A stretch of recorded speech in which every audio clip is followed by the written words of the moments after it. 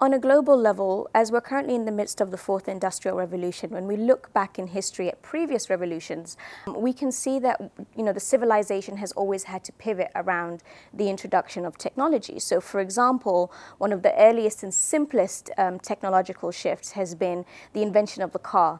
So the invention of the car eliminated the needs for horse and carriages, and then that had a secondary impact where there was a wealth of new jobs that were created around the cars, mechanics, drivers, engineers, etc., and eliminated the prevalence on the previous old way of doing things. So from a regional perspective and looking at where we are from the business standpoint, when I joined the banking sector 5 years ago, there was a total of 57 banks in the region, with about probably 5 of them that had an effective digital strategy.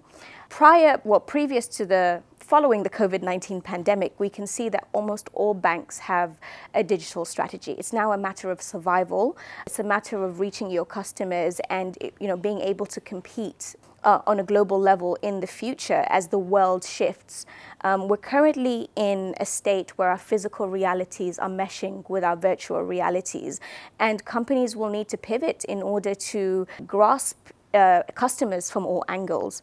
Now, from a talent perspective, reskilling is the way forward. I think most of us will be going through, if we haven't already, a re-education journey, no matter what that looks like, to be able to cope with these changes as we see in our worlds, in our workplaces, and pivot to a new way of doing things, right? And in order to sustain ourselves moving forward.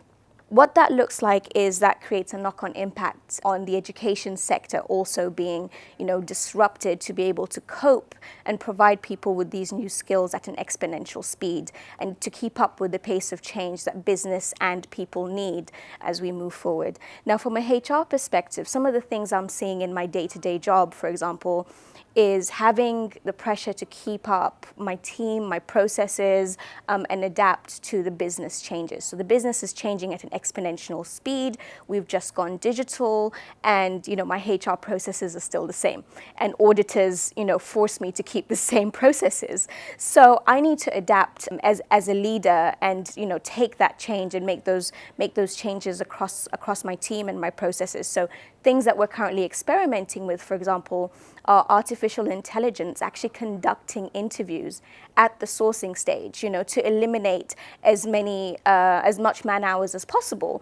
And you will start to see technology go into back-end processes across businesses, but you'll also see businesses start to become a lot leaner, a lot more value-driven, and a lot more people-centric.